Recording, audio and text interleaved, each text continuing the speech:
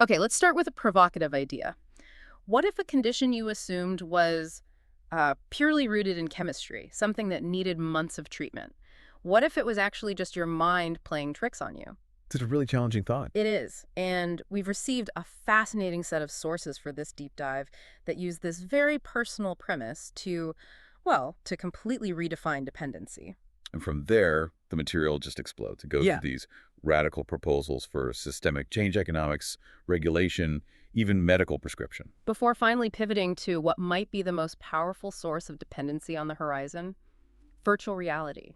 This is a massive scope. Yep. I mean, it covers everything from illegal substances to the profit motives in big pharma, and then all the way to cutting edge tech. So our mission for you today is pretty clear. Yeah, we're going to extract the core insights on how we should even define addiction. We'll analyze some of the revolutionary and, frankly, controversial solutions being proposed. And maybe most importantly, figure out how we can anchor ourselves in physical reality when technology makes escaping it almost instantaneous. Let's do it. Okay, let's unpack this immediately, starting with that deeply personal anecdote in the sources. It really acts as the ultimate proof point for their entire thesis. It's an incredibly powerful story. It really challenges our assumptions about physical illness. How so? The individual in the sources described a heavy dependence on a specific medication. Now, the key thing here is that the original ailment had actually been cured. So they were healthy. Physically, yes, Yeah. but their brain continued to manifest the severe physical symptoms of the disease, which, forced them to keep using the medication Just buy it. easily without a prescription. So they were completely caught in this self-destructive cycle. And this is where we get the aha moment, right? The breakthrough. Exactly. They finally go to their general practitioner, and the doctor sees right through the physiological symptoms and immediately prescribes the placebo. Just sugar pills. Pretty much. And what's fascinating here is that this wasn't some gradual process of weaning off the drug. It was an immediate shift. How immediate. Within days, the individual noticed a profound, swift difference. They eventually stopped taking the pills altogether, realizing that what they perceive as this debilitating, months-long medical condition, Was all in their head. it was entirely manufactured by their own mind, a pattern of belief just masquerading as physical necessity.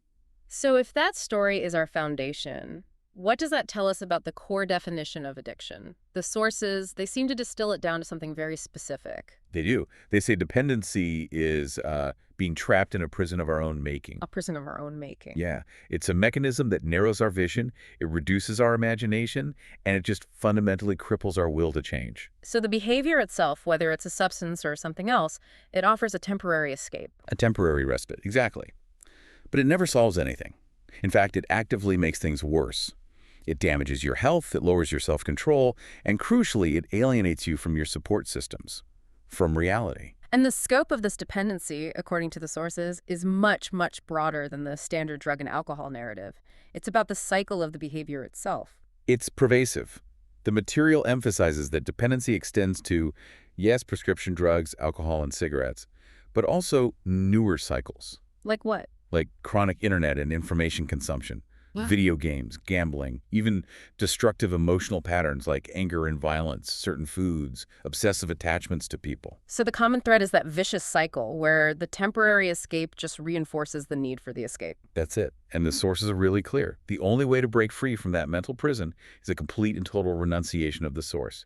You have to actively re-engineer your perception and behavior toward it. Which is incredibly difficult on a personal level. But then the sources jump to an even more radical idea, which is, what if we redesigned the system so these dependencies couldn't thrive in the first place? And that's the big leap. That shift from personal perception leads us right into the source material's next idea, tackling the problem systemically by removing the profit motive. Which centers on the implementation of what they call a resource-based economy, or RBE. By removing money, you remove the profit-driven incentive to manufacture and perpetuate dependency. And the sources apply this immediately to two huge industries, gambling and pharmaceuticals. Exactly. With gambling, it would still exist. Humans enjoy the exhilarating thrill, right? The feeling of victory. Sure. But it would be conducted using non-monetary chips or some kind of virtual currency. The thrill remains, but the consequence of financial ruin, the systemic horror of gambling addiction, it's just gone. And for the pharmaceutical industry, what would that look like? Well, the sources argue that stripping the profit motive would completely reorient the industry back to its fundamental purpose: Healing people. healing people. The removal of money would stop what they call the corrupt practice of focusing on shareholder fortune by selling potentially unnecessary pills, sometimes for life, to the sick and the elderly. The focus shifts from quarterly earnings to human health outcomes. Okay, this policy section then takes a truly unexpected turn regarding regulation. The sources present what seems like an elegant scientific solution for currently outlawed substances. This is where the material gets exceptionally controversial. They argue that when microdosed correctly, many illegal drugs show proven positive effects on various neurological and mental disorders. And their argument is that our current framework is based on fear, not on medical science. Precisely. The proposed solution demands thorough scientific studies to set precise, safe boundaries for usage dosage, frequency, chemical structure, all of it. And then comes the critical policy change. These substances would become available for medical prescription. And this is the key part, valid for both medical and recreational use. Correct. The idea is that you, an individual, could go to a medical practitioner and ask for substance X, Y, or Z. The doctor, based on your health records, age, and weight, would then provide a prescription. Ensuring that the substance is pure, the dosage is correct. And the frequency of intake is medically advised. Hold on, isn't that just legalization under a different name? I mean, how do the sources address the massive regulatory risk, the inevitable pushback from people who fear that recreational access will just spike addiction rates? They argue that the difference lies in control and safety. Under the current system, drugs are untested, unregulated, and bought from the black market, Which finances organized crime. and risks lethal overdoses because you have no idea about purity. The sources assert that the safety, the clarity, and the continuous medical supervision provided by experts is far superior to that chaos. It's about moving addiction management from the prison system to the health system. Before we move on to the digital future, we have to pause and discuss the material's remarkably strong stance against smoking. Yeah, that really stands out. They frame their critique around this core principle of a future society that places absolute sanctity on all life. And that principle is really the key to understanding their moral argument here. Tobacco use is seen as fundamentally contradictory to this ideal, Because it causes demonstrable damage. not only to the user, but to everyone in their proximity through secondhand smoke. They state unequivocally that tobacco has zero positive effects, and any perceived fleeting benefit is just negated by the perpetual state of craving it induces. The language the sources use it's strikingly harsh. They criticize the habit as a blatant display of lack of will. And they compare smokers to overgrown babies that still need a pacifier to calm them down. It's an intentionally morally absolute position. And we are just reporting their viewpoint. Of course. But it illustrates just how far-reaching this philosophy is. It extends beyond financial transactions to personal conduct that is deemed harmful to the collective health. For them, smoking is a behavior that should just be consigned to the history books. Okay, now let's pivot sharply to the future. Our sources mention a technology that holds immense promise, but it also presents itself as a very powerful source of addiction. Virtual reality. Virtual reality. What's fascinating here is tracing the history of VR as an addictive force. The early attempts, mid-20th century, were crude. They only engaged sight. But even that minimal sensory engagement was enough to reveal this human desire to escape. And then we added hearing and touch, speakers, basic joysticks. And the sources warn that we are now approaching the moment of, and this is their phrase, metaphorically entering virtual space with full sensory immersion. We are talking haptic suits, omnidirectional platforms. Systems that can trick all five senses into believing the digital world is real. And just think about the enticement.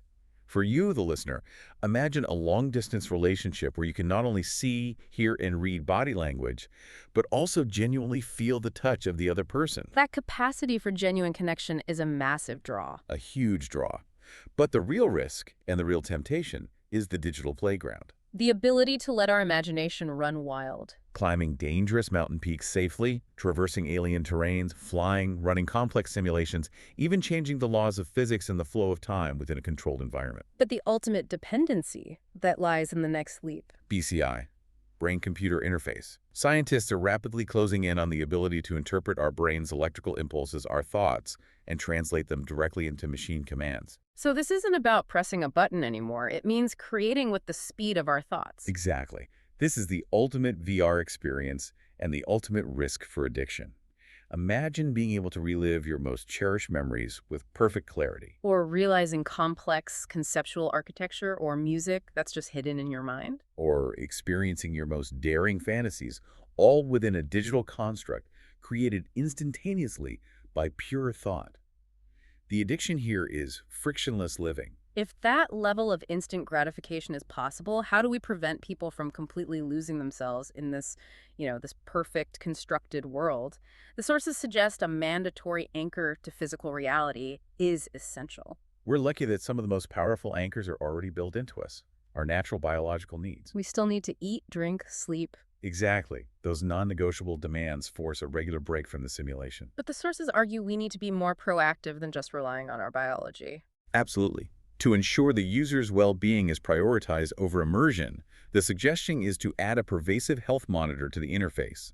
This would be paired with mandatory built-in reminders, say after an hour of use, to ensure you stand up, stretch, hydrate, and maintain basic self-care.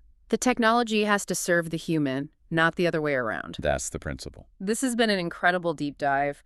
We started with the shocking power of the mind to manufacture dependency, proven by the placebo. Which really challenges the idea that addiction is purely chemical. Right. Then we navigated these radical proposals from eliminating profit via a resource-based economy to prescribing outlawed substances under medical guidance. And finally, we explored the seductive, frictionless power of a thought-controlled virtual future. The sources really compel us, you and me, to think critically about where addiction truly lies. Is it the substance itself? That's what often gets the blame. Or is it the profit-driven system that benefits from perpetual use? Or is it just the inherent human desire to escape a messy, imperfect reality? I think so. The material shows us that future dependencies might not require external substances at all, but only the perfection of our own minds channeled through hyper-realistic technology. So the ultimate takeaway seems to be that whether the prison is internal, systemic, or virtual, the key to freedom is always a complete shift in perception. And a renunciation of that addictive cycle. So we'll leave you with one final thought from the source material. If the ultimate digital construct allows you to realize complex architecture, music, and your deepest fantasies just by thinking about them, what intrinsic value will remain in the often messy, imperfect effort required to create something lasting in physical reality? Yeah. That's something for you to mull over as you step back into the real world.